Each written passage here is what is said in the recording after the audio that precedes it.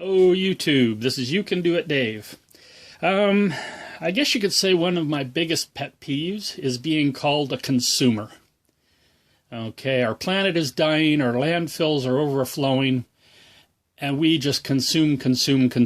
So I went to a local store and picked this fan up, okay, and for some reason it fell over. For one reason or another it fell over. I had added some weights to the bottom of it. Okay, so you got it screwed to a piece of plywood with 4 metal plates just to make it stable. But for some reason, it fell over, and the fan blade broke. Okay, so now I went to the store and I asked the store. I said, "Well, do you sell replacement fan blades?" "No, we do not. You can either return it." Well, I guess it was out of date. So she says, "No, we do not. You'll have to buy a whole new fan." And which gets me back to being a consumer.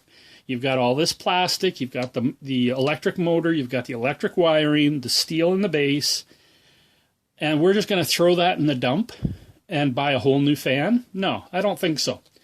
So for today's project, I'm going to show you how to replace this fan blade and give this fan some new life. So let's begin.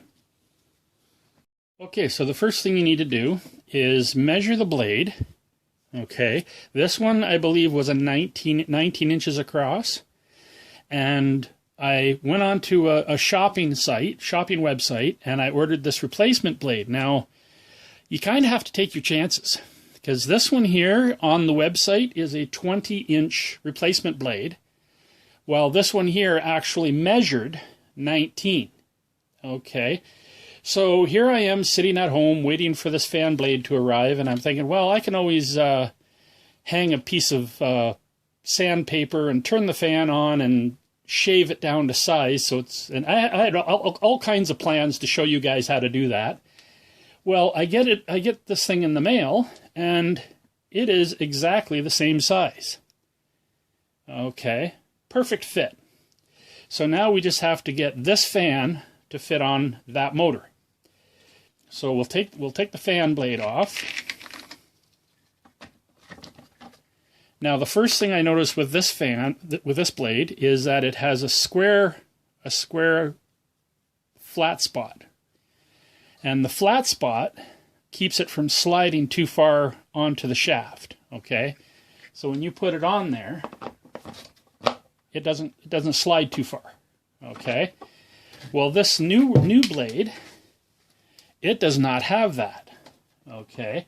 It just slides right on. So we got to figure out how to keep it from sliding. Now,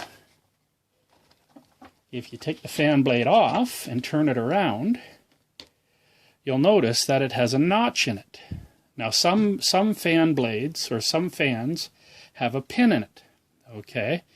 They have a pin in it, and that fits on the pin, and that's what drives it, okay? So what we have to do is we have to modify this fan to have a pin for this blade. Okay, so far so good.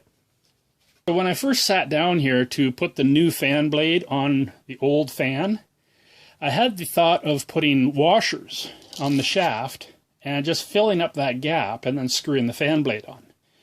Well, the problem with that idea is that the fan is not attached to anything, and it just spins. It does run, but not as fast as it could, because it does not have, it's not anchored to the shaft, okay? So it just spins. So that is not a good idea. That does not work.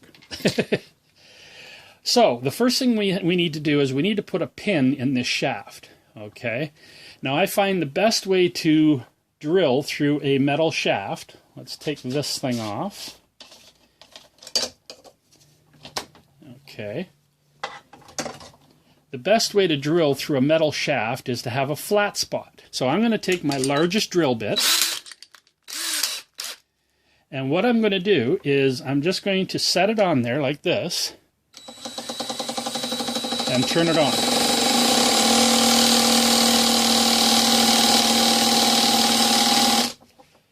And what that does is it makes a slight indentation. Not very big. You don't need it very big. Just that ever so slight indentation. Okay. Then what you can do is you can take a really small drill bit. Sorry about the camera moving. You can take a really small drill bit, put the drill bit in that little indentation, and you can then drill your hole. Okay, so now I've already drilled a hole here all the way through. So the beauty of doing something like this is anything can be your drive pin. Okay, for me, I just looked around and I found this old steel staple sticking out of a piece of wood. And that will be my pin. You just drill the hole the same size as your pin. Okay. Cut it off to fit. Let's see here.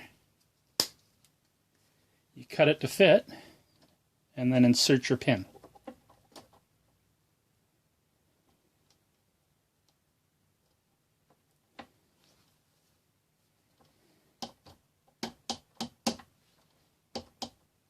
And there you go. So now we can test fit our new blade. See, now that we have the drive pin,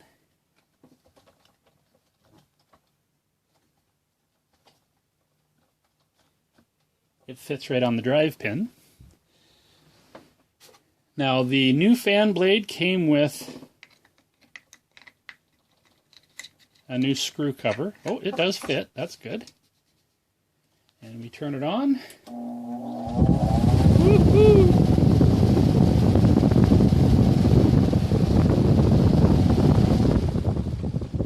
Okay, that definitely works. So now that we know it works, we can take the fan blade off, put the safety guard back on.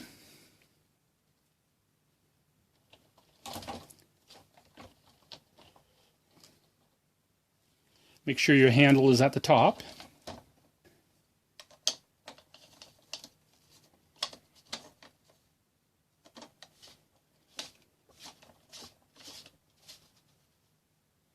Don't over tighten it because it is plastic.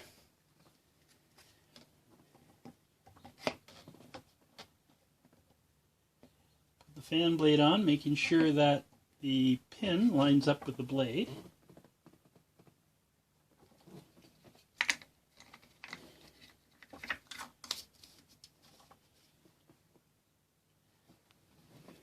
Okay. Now we'll tighten up the screws and put the cover on, and we'll see how she works.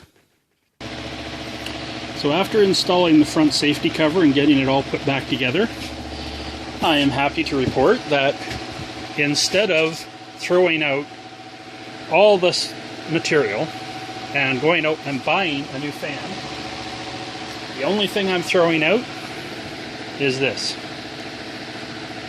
And of course the packaging, the little plastic bag that the new fan blade came in. So yeah, reuse, recycle, reduce. So this is You Can Do It Dave, and we'll see you next time.